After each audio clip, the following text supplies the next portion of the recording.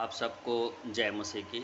आज हम परमेश्वर के पवित्र वचन से यूहन्ना रचित सुसमाचार चौथा अध्याय और उसका 46 पद से आगे की ओर हम आज अध्ययन करेंगे, मनन करेंगे और इस बात को समझेंगे कि परमेश्वर कैसे दूरी का परमेश्वर है। ये जो टॉपिक है मैंने इसलिए लिया कि प्रभु यीशु मसीह जब इस पृथ्वी पर था तो वो कई सारे चमत्कार किए और कई लोग उसे छूकर चंगाई को प्राप्त किए और कई लोगों को यीशु मसीह ने उनके विश्वास को देखकर चंगाई को दिया।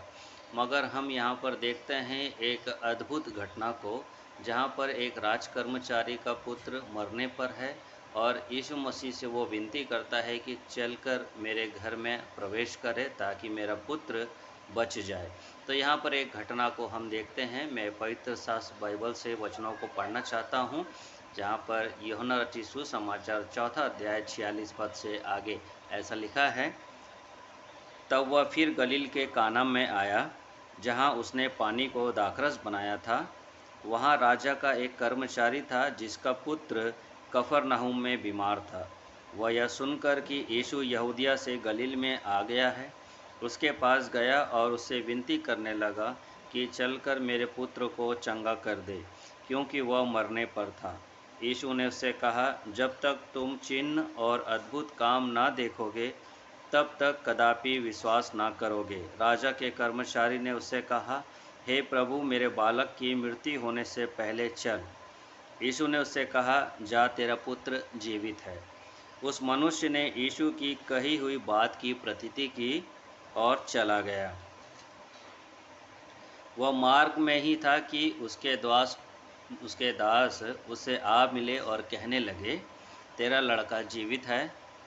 उसने उनसे पूछा, किस घड़ी वह अच्छा होने लगा? उन्होंने उससे कहा, कल 7वें घंटे में उसका ज्वर उतर गया। तब पिता जान गया कि यह उसी घड़ी हुआ जिस घड़ी यीशु ने उससे कहा, तेरा पुत्र जीवित है। और उसने और उसके सारे घराने ने विश्वास किया। यह दूसरा आश्चर्य कर्म था जो यीशु ने यहूदिया से गलील में आकर दिखाया। तो ये जो वचन को हमने पढ़ा, तो यहाँ पर एक घटना को हम देखते हैं और हम देखते हैं कि प्रभु यीशु मसीह और राजकर्मचारी व्यक्ति और उसके पुत्र का दृष्टांत और उसके चेले और सारे लोग यहाँ पर मौजूद हैं। तो यहाँ पर एक विनती को हम देखते हैं, एक ऐसा विश्वास वाले विनती को जहाँ पर उसको आवश्यकता थी राजकर्मचारी व्यक्ति को कि यीशु मसीह उसके घर पर प्रवेश करे। और हम देखते हैं कि जब काना से कफरनहूम की जो दूरी थी, मतलब 25 मील की दूरी हम इसे देख पाते हैं। तो यानी कि 40 किलोमीटर का जो ये अंतर था, काना से कफरनहूम की दूरी जो, तो यीशु मसीह काना से कफरनहूम से काफ़ी दूर है और वो सेवकाई के उस परमेश्वर के राज्य के सुसमाचार का प्रचार में व्यस्त है। मगर जब लोगों को आवश्यकता पड़ी, तब प्रभु यीशु मसीह ने इस बात को लोगों को समझाने के लिए कुछ बातों को प्रयोग किया। प्रभु यीशु मसीह ने इस बात को कहा कि जा, तेरा पुत्र जीवित है। प्रभु यीशु मसीह को वहाँ जाने की आवश्यकता नहीं पड़ी। उसका मुख्य वजह क्या है? प्रभु यीशु मसीह ये बताना चाहता है कि मैं दूरी का परमेश्वर हूँ। मैं परमेश्वर ना बल्कि सिर्फ इस पृथ्वी पर तुम जो मुझे देखते हो, तुम जो मुझे स्पर्श करते हो और मुझ में सामर्थ्य जो निकलती है, केवल वहीं तक तुम्हारा विश्वास है। मेरा कार्य इस प्रकार है कि मैं दूरी पर भी प्रभुता रखने वाला परमेश्वर हूँ। तो प्रभु यीशु मसीह ने राजकर्मचारी के पुत्र को जीवित कर दिया जब वो मरने पर था।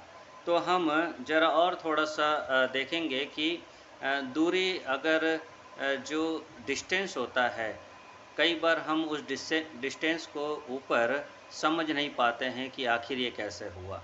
कोई भी व्यक्ति सिर्फ बोल देने से कैसे एक व्यक्ति चंगा हो सकता है? केवल ये अधिकार हम जानते हैं प्रियो यीशु मसीह के पास है कि वो कहीं से भी आप अगर प्रार्थना करते हैं, कहीं से भी अगर आप प्रभु से विनती करते हैं, तो यीशु मसीह आपकी प्रार्थनाओं को सुनकर उत्तर देता है। यही यीशु मसीह की खासियत है, यही परमेश्वर की खासियत है कि हम अगर कहीं पर भी बैठे हैं, यीशु मसीह के नाम से प्रार्थना करेंगे, विश्वास के साथ प्रार्थना करते हैं, यीशु मसीह हमारी प्रार्थनाओं को सुनता है। जैसे यीशु मसीह ने उस राजकर्मचारी नाम के व्यक्ति की प्रार्थना को सुना और तुरंत उसने कहा कि जा, तेरा पुत्र जीवित है। तो व्यक्ति बिना संकोच किए चले गया और जब वो घर में गया तो उसका पुत्र जीवित था। तो हम देखते हैं कि किस प्रकार का विश्वास परमेश्वर हमारे जीवन से देखता है या देखना चाहता है। परमेश्वर चाहता है कि हम केवल उसके कार्यों पर ही नहीं बल्कि उसके ईश्वरत्व के ऊपर भी हम विश्वास करें। और जब हम यहोशू की किताब में भी देखते हैं, यहोशू की किताब 10वां अध्याय और उसका 11-12 पद में जब हम देखते हैं तो वहाँ पर भी हमें पता चलता है कि यहोशू ने किस प्रकार की प्रार्थना किया है। यहोशू 10वां अध्याय उसका 12 से लेकर 14 पद में हम देखते हैं कि यहोशू ने एक प्रार्थना किया पुराने नियम में कि जब जब लड़ाई का समय था तो वहाँ पर जब हम देखते हैं विजयी होने के लिए उजाले की आवश्यकता थी। तो उजाला एक सीमित समय तक हम देखते हैं, सुबह से शाम तक उजाला रहता है, उसके बाद फिर अंधेरा होता है। मगर हम यहोशू की प्रार्थना देखते हैं, यहोशू ने कैसी प्रार्थना किया। परमेश्वर से घनिष्ठ संबंध यहोशू को था, इसलिए उसकी प्रार्थना सुनी गई। और वहाँ पर यहोशू ने प्रार्थना क्या किया, हे सूर्य तू गिबोन पर और हे चंद्रमा तू अय्यलोन की तराई पर के ऊपर थमा रहे। तो उसका आदेश था, उसका पूर्ण विश्वास था कि मैं जो प्रार्थना कर रहा हूँ ये परमेश्वर पूरा करेगा और मुझे विजय दिलाएगा, मेरे लोगों को विजय दिलाएगा। तो यहोशू ने ऐसी प्रार्थना किया और सूर्य अपने जगह थम गया और चंद्रमा अपने जगह थम गया और अंधेरा नहीं हुआ, उजाला था और यहोशू और इजरायलियों को जीत हासिल हुआ।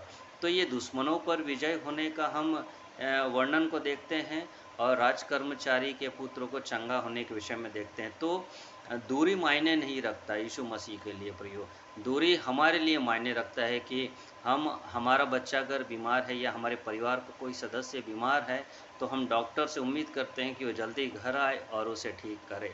अगर नहीं आएगा तो हमें काफ़ी दिक्कतें होती हैं। मगर हम परमेश्वर पर जब विश्वास करते हैं, परमेश्वर स्वर्ग में हैं और पृथ्वी पर हम मनुष्य हैं, तो इतना दूरी अंतर है कि हम वहाँ पर हम पहुँच नहीं सकते स्वर्ग में कि यीशु मसीह को बुला लें। मगर जब हम प्रार्थना करते हैं प्रियो, तो प्रभु यीशु मसीह हमारी प्रार्थनाओं को सुनकर उत्तर देता है और तुरंत कार्रवाई करता है केवल हमारे विश्वास के आधार पर। और जब हम देखते हैं राजकर्मचारी के विषय में कि उसका और पूरा घराना उद्धार पाया, विश्वास किया ये बात कि ये जो उसका बेटा चंगाई पाया था, पूरा घराना उद्धार पाया। तो प्रियो, परमेश्वर आज आपके जीवन में और मेरे जीवन में भी कार्य करना चाहता है। हम प्रभु यीशु मसीह पर विश्वास करें ताकि हम जो परमेश्वर से दूर हैं, हम परमेश्वर के प्रेम को समझें। परमेश्वर दूरी का परमेश्वर है। परमेश्वर चाहता है कि हम उसके नज़दीक आएँ और उसके बड़े बड़े आश्चर्य कर्मों को देखें। परमेश्वर आपकी और मेरी मदद और सहायता करे।